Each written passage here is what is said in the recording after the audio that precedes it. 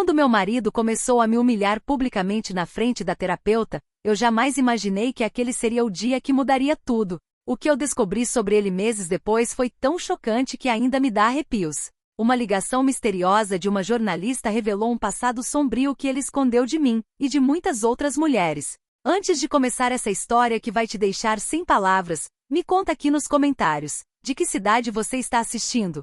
E se você gosta de histórias reais impactantes, se inscreve no canal e ativa o sininho para não perder nenhum relato. Acredite, você vai querer acompanhar até o final. A sala de terapia cheirava a lavanda e promessas não cumpridas. Eu estava sentada no sofá bege desbotado, as mãos suadas entrelaçadas no colo, enquanto observava meu marido Rafael gesticular dramaticamente para a doutora Beatriz. Havíamos chegado ali como último recurso, depois de 3 anos de casamento que começaram como um conto de fadas e se transformaram em um campo minado emocional. Veja bem, doutora, Rafael dizia com aquele sorriso charmoso que um dia me conquistou, eu realmente tento. Mas a Mariana é. Como posso dizer isso de forma educada? Ela é incrivelmente dramática. Transforma qualquer situação pequena em uma tragédia shakespeariana. Ele riu, esperando que a terapeuta compartilhasse sua diversão. Eu senti meu estômago revirar. A doutora Beatriz manteve uma expressão neutra, anotando algo em seu bloco. Mariana, como você se sente ao ouvir isso? Ela perguntou gentilmente. Abri a boca para responder, mas Rafael me interrompeu antes que eu pudesse formar uma única palavra. Ah, e outra coisa, doutora. Mariana tem essa mania de fazer montanhas de grãos de areia. Semana passada, por exemplo, ela ficou chateada porque eu esqueci nosso aniversário de namoro. Aniversário de namoro. Somos casados há 3 anos. Isso nem faz mais sentido comemorar, mas ela fez um escândalo como se eu tivesse cometido um crime. Sua voz carregava um tom de superioridade que me fazia sentir minúscula, insignificante. Eu olhei para minhas mãos, sentindo as lágrimas queimarem meus olhos. Não era apenas sobre o aniversário esquecido.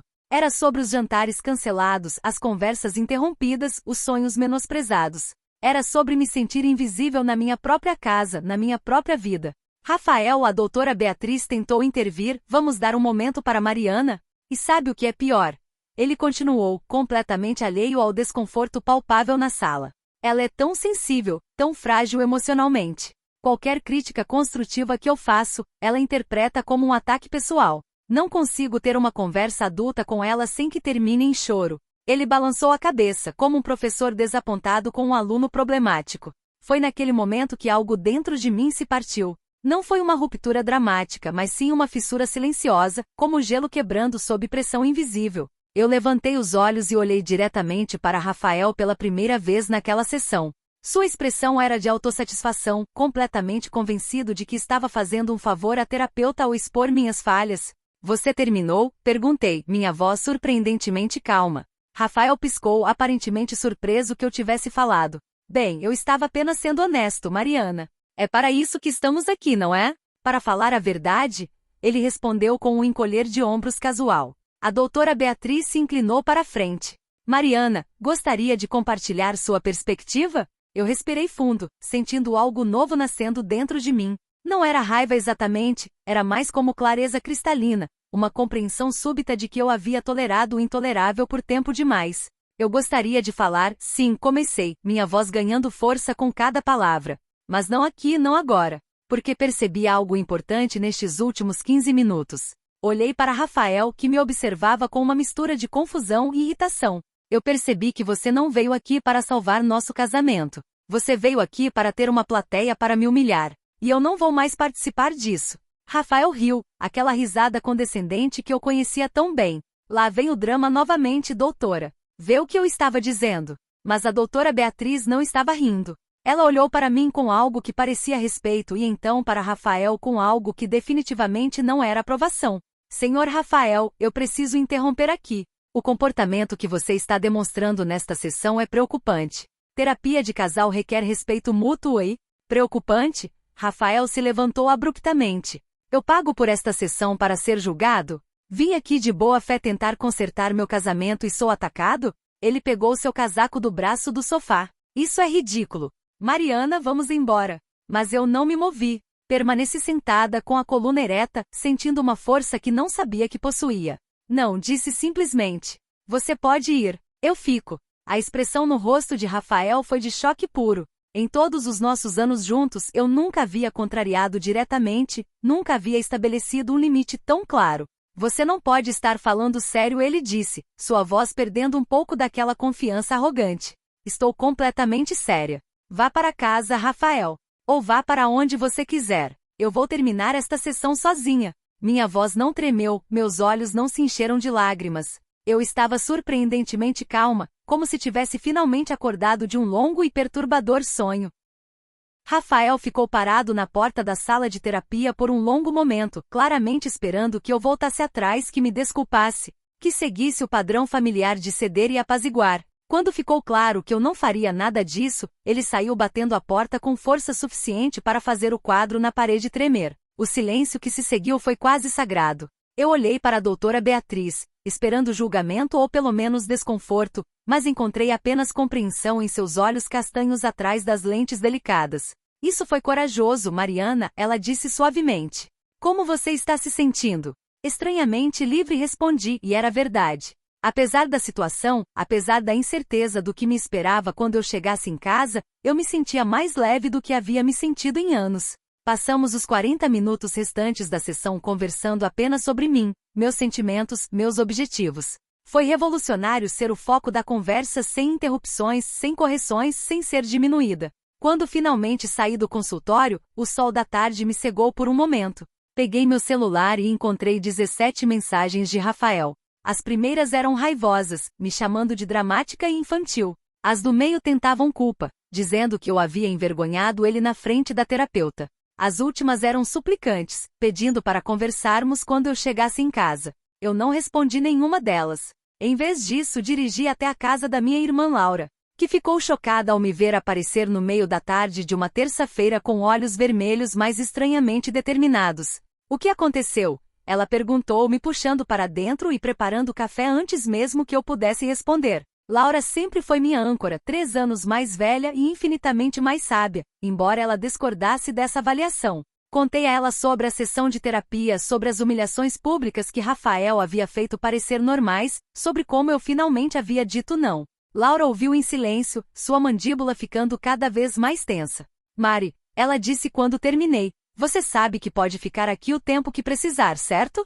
E você também sabe que isso não é normal, não é saudável. O jeito que ele fala com você sobre você. Isso tem um nome. Eu sabia o nome. Havia evitado dizê-lo em voz alta por tanto tempo, como se não nomeá-lo pudesse torná-lo menos real. Abuso emocional, sussurrei. E as palavras pareceram pesar toneladas saindo da minha boca. Fiquei na casa de Laura por 3 dias.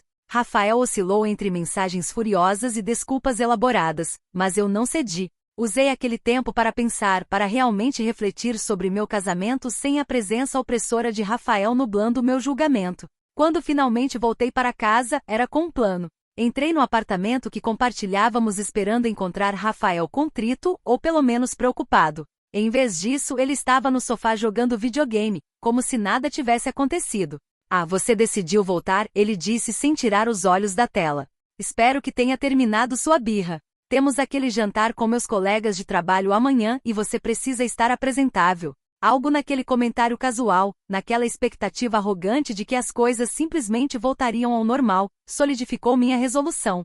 Não vou ao jantar, disse calmamente, colocando minha bolsa no chão. E precisamos conversar sobre nosso casamento. Rafael pausou o jogo e finalmente me olhou. Mariana, você está sendo ridícula. Olha, eu sei que talvez tenha sido um pouco duro na terapia, mas você é tão sensível. Eu estava apenas sendo honesto. Você me humilhou publicamente e retruquei, minha voz firme. E isso não foi a primeira vez. Faz isso em jantares com amigos, em reuniões familiares, em todo lugar. Você me diminui e me interrompe, trata minhas preocupações como piadas. Ele suspirou dramaticamente, como se eu fosse uma criança teimosa insistindo em algo irracional. Você está exagerando novamente. Se você não consegue lidar com uma crítica construtiva, isso é um problema seu, não meu. Não é crítica construtiva, Rafael. É crueldade sistemática disfarçada de honestidade. Eu mantive contato visual, me recusando a deixá-lo me intimidar desta vez. E eu não vou mais aceitar. Sua expressão mudou então, de irritação para algo mais calculista. Tá bom, Mariana. Se é assim que você se sente, talvez devêssemos realmente considerar se esse casamento faz sentido. Ele disse isso como se fosse uma ameaça, esperando que eu entrasse em pânico. Concordo, respondi, e observei seu rosto registrar genuína surpresa. Acho que devemos considerar a separação. Seriamente. O que se seguiu foi uma discussão longa e dolorosa que terminou comigo dormindo no quarto de hóspedes e Rafael batendo portas pela casa. Mas algo havia mudado fundamentalmente em mim. Eu não me sentia mais como aquela mulher que se encolhia diante de sua desaprovação, que se dobrava para evitar conflito. Nos dias seguintes, a tensão em casa era palpável. Rafael alternava entre tentar me reconquistar com gestos superficiais e me punir com silêncio gelado quando esses gestos não funcionavam. Eu comecei a consultar um advogado discretamente, apenas para entender minhas opções. Foi durante uma dessas consultas, 3 semanas após a fatídica sessão de terapia, que meu telefone tocou. O número era desconhecido, e normalmente eu não atenderia, mas algo me fez apertar o botão verde naquela tarde chuvosa de quinta-feira. Alô? Atendi, esperando um telemarketing ou uma ligação errada. Mariana Cardoso? Uma voz feminina do outro lado perguntou, formal mas carregando uma urgência subjacente. Sim, sou eu. Quem fala? Respondi, meu coração acelerando sem motivo aparente. Meu nome é Isabela Monteiro. Você não me conhece, mas eu conheço seu marido. Rafael Almeida, certo? A maneira como ela disse o nome dele, carregada de algo que parecia amargura e cautela, fez meu estômago revirar. Sim, é meu marido.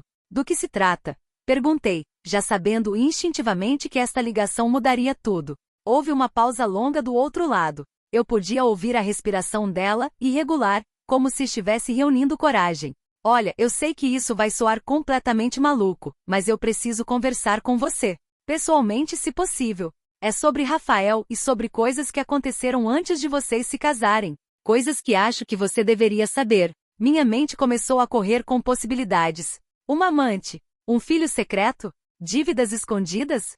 Por que você está me contando isso? Como você conseguiu meu número? Perguntei, minha voz mais afiada do que pretendia. Eu sou repórter investigativa, Isabela explicou. Trabalho para um jornal independente online. Estamos fazendo uma matéria sobre, bem, é complicado de explicar por telefone, mas envolve Rafael e outras pessoas. Quando comecei a investigação e descobri que ele era casado, achei que você tinha o direito de saber antes da história ser publicada. Consegui seu número através de registros públicos. A palavra investigação ecoou na minha cabeça. Investigação sobre o que exatamente? Minha voz saiu mais fraca do que eu gostaria. Fraude financeira, manipulação emocional sistemática, possivelmente outros crimes. Mariana, eu realmente preciso falar com você pessoalmente. Sei que parece loucura receber uma ligação assim do nada, mas por favor, me dê uma chance de explicar. Traga alguém com você se isso fizer você se sentir mais segura. Podemos nos encontrar em um café público, onde você quiser. Eu deveria ter desligado. Deveria ter bloqueado o número e esquecido aquela conversa bizarra. Mas algo na voz dela soava genuíno, e depois de semanas questionando minha própria sanidade, questionando se eu era realmente tão dramática e sensível quanto Rafael sempre dizia, parte de mim precisava saber a verdade. Tem um café na Rua das Palmeiras, perto da Praça Central. Café Aroma. Posso estar lá amanhã às 3 da tarde, eu disse, minha voz surpreendentemente firme. Estarei lá. E Mariana?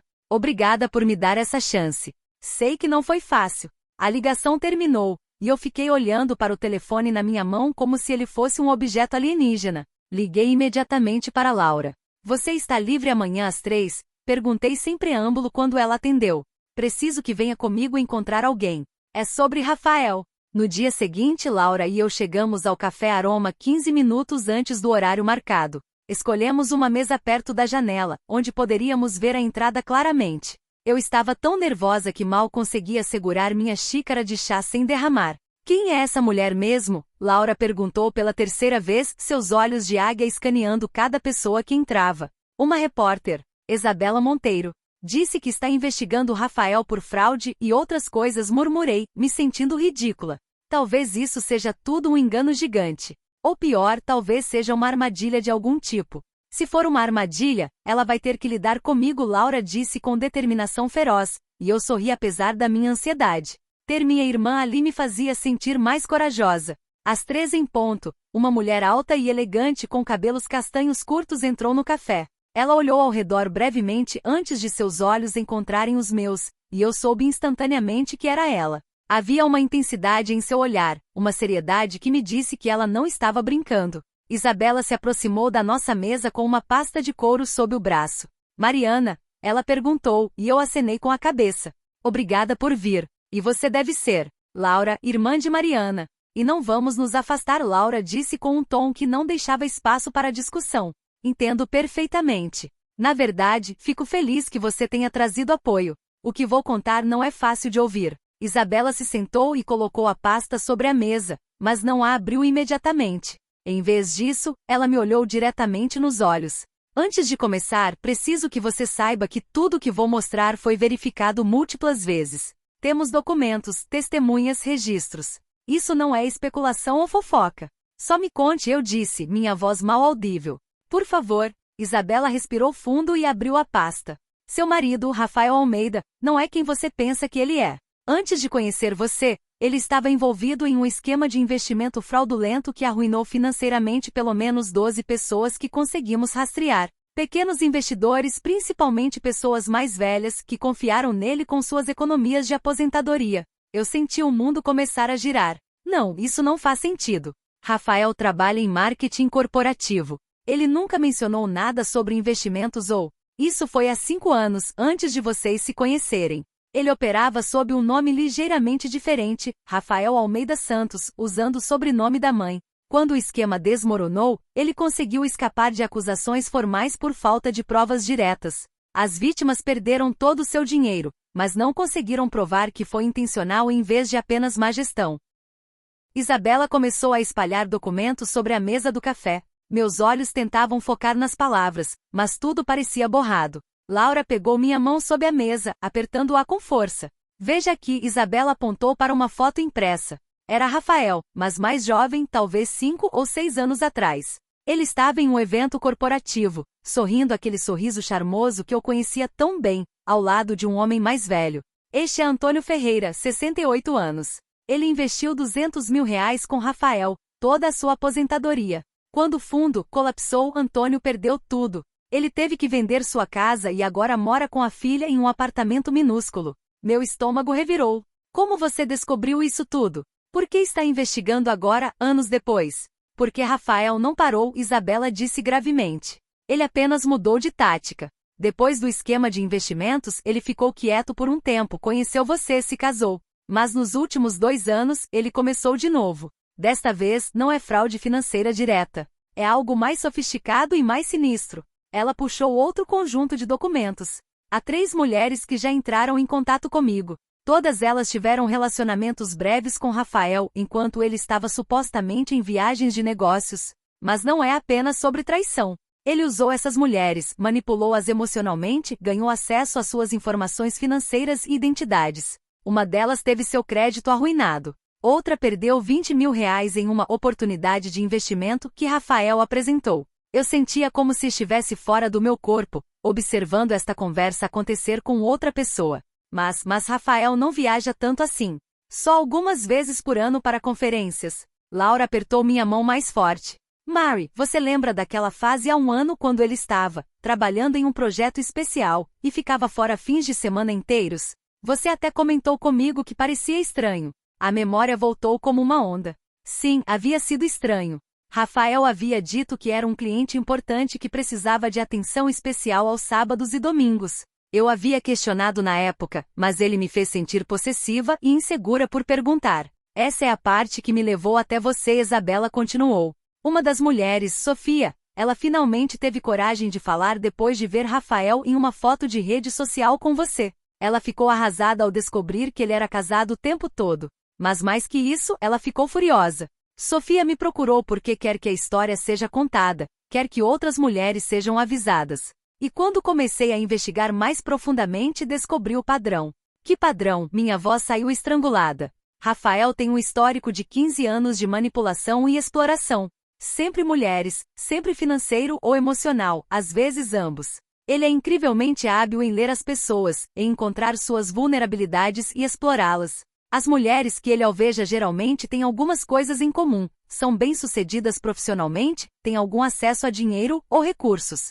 E frequentemente têm históricos de baixa autoestima ou relacionamentos abusivos anteriores. Eu pensei em mim mesma quando conheci Rafael. Eu estava saindo de um relacionamento difícil, estava começando o meu próprio negócio de design gráfico, estava vulnerável e ansiosa para provar que podia ser amada. E Rafael havia aparecido como um príncipe encantado, confiante e atencioso, pelo menos no começo. Ele é um predador, Laura disse em voz alta o que eu estava pensando. Um predador emocional e financeiro. Isabela acenou com a cabeça. Sim, e a razão pela qual eu quis falar com você primeiro, antes de publicar a matéria, é dupla. Primeiro, achei que você merecia saber. Segundo, Mariana, você tem acesso aos registros financeiros dele? Às contas bancárias do casal? Porque há movimentações suspeitas que não conseguimos rastrear completamente, e precisamos de mais evidências antes de levar isso às autoridades. Eu olhei para ela, processando. Você quer que eu investigue meu próprio marido? Que eu espio ele? Eu entendo que é muito pedir, Isabela disse gentilmente. E se você disser não, eu vou respeitar completamente. Mas pense nas outras mulheres, Mariana. Pense nas próximas vítimas. Rafael não vai parar a menos que seja exposto e responsabilizado. Laura me virou para encará-la. Mary, você não precisa decidir agora. Isso é muita informação de uma vez. Vamos para casa, vamos processar tudo isso, e então você decide o que fazer. Mas eu já sabia o que ia fazer. Talvez fosse a raiva finalmente borbulhando à superfície depois de anos reprimida. Talvez fosse o pensamento de todas aquelas outras mulheres que Rafael havia usado e descartado. Ou talvez fosse apenas o fato de que, pela primeira vez em anos, eu sentia que tinha poder, que podia fazer algo que importasse. Eu vou ajudar, disse minha voz firme. Mas vou fazer do meu jeito, no meu tempo. E quando essa história for publicada, eu quero estar longe dele segura com um plano. Posso fazer isso? Isabela sorriu, e havia respeito genuíno em seus olhos. Absolutamente. Vamos fazer isso direito. Vou te dar meu número, e você pode me contatar sempre que quiser. Sem pressão, sem prazos. E Mariana? Você é mais forte do que pensa. Depois que Isabela saiu, Laura e eu ficamos sentadas no café por mais 1 hora, o chá já frio nas nossas xícaras. Você realmente vai fazer isso? Laura perguntou finalmente. Eu preciso, respondi. Não apenas por mim. Por todas nós. Ele me fez duvidar da minha própria realidade por tanto tempo, Laura. Me fez sentir louca, dramática, exagerada. Mas eu não estava louca. Estava casada com um monstro que é muito bom em esconder o que realmente é. Nos dias seguintes, eu me tornei uma espiã em minha própria casa. Rafael não suspeitava de nada, ainda me tratando com aquela mistura de desdém e falsa preocupação que havia se tornado nossa dinâmica normal. Mas agora eu o via com olhos novos. Eu comecei a observar Rafael com uma atenção clínica, notando padrões que antes havia ignorado ou justificado. A maneira como ele sempre mantinha seu laptop com senha e fechava a tela quando eu entrava no quarto. Como ele tinha um telefone secundário que ele dizia ser apenas para trabalho, mas que ele levava até ao banheiro. As reuniões de última hora que surgiam nos fins de semana. Tudo começou a fazer um sentido sinistro. Uma noite depois de Rafael adormecer, eu fiz algo que nunca havia feito antes. Peguei o telefone dele. Meu coração batia tão forte que eu tinha certeza de que ele acordaria só com o som. Mas ele estava profundamente adormecido, provavelmente ajudado pelas 3 cervejas que havia tomado enquanto assistia futebol. Seus dedos haviam deixado marcas oleosas na tela. Eu tentei alguns padrões óbvios. Nossa data de aniversário de casamento. Não.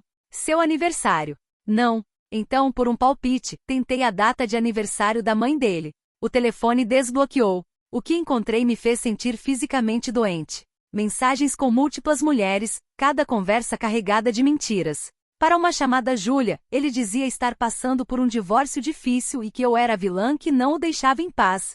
Para outra, Camila, ele havia enviado fotos de apartamentos caros, dizendo que estava procurando um lugar para eles morarem juntos. Para uma terceira, ele havia enviado comprovantes de depósito falsificados, mostrando investimentos lucrativos que não existiam.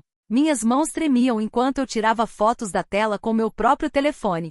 Evidência após evidência, mensagem após mensagem. Havia também um aplicativo de criptomoedas com transações que eu não reconhecia, movimentando valores consideráveis. Não consigo dormir, a voz de Rafael me fez dar um pulo, quase derrubando o telefone dele. Meu sangue gelou. Ele estava sentado na cama agora, me observando com olhos semicerrados. Eu estava só checando a hora, gaguejei, colocando o telefone de volta na mesa de cabeceira com mãos trêmulas. Desculpa te acordar. Ele me observou por um longo momento que pareceu uma eternidade.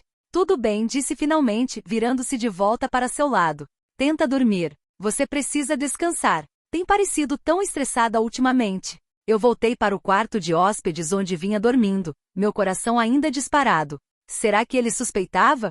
Será que ele havia notado algo? Enviei as fotos imediatamente para Isabela e para mim mesma em e-mails separados, caso algo acontecesse com meu telefone. Pela manhã, Rafael estava estranhamente atencioso. Fez café da manhã, algo que ele não fazia há meses. Mariana, eu estava pensando, ele disse enquanto colocava panquecas no meu prato. Talvez devêssemos dar outra chance à terapia de casal. Eu sei que não fui bem na primeira sessão, mas posso tentar de novo. Quero que nosso casamento funcione. A hipocrisia quase me fez rir em seu rosto. Ali estava ele, fazendo propostas românticas enquanto simultaneamente enganava múltiplas mulheres. Vou pensar sobre isso, eu disse neutro, não querendo provocar sua suspeita. Nas semanas seguintes, trabalhei meticulosamente com Isabela, passando informações, verificando fatos, construindo um caso sólido. Também trabalhei com um advogado de divórcio, preparando minha saída. Laura me ajudou a secretamente mover minhas coisas mais preciosas para um depósito, uma caixa de cada vez.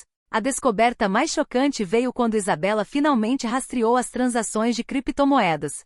Rafael havia criado um esquema elaborado onde ele convencia mulheres a investir em uma plataforma de trading que ele controlava. O dinheiro entrava, as plataformas mostravam lucros fictícios por alguns meses e então, misteriosamente, a kinkings, ou crashes de mercado, faziam todo o investimento desaparecer.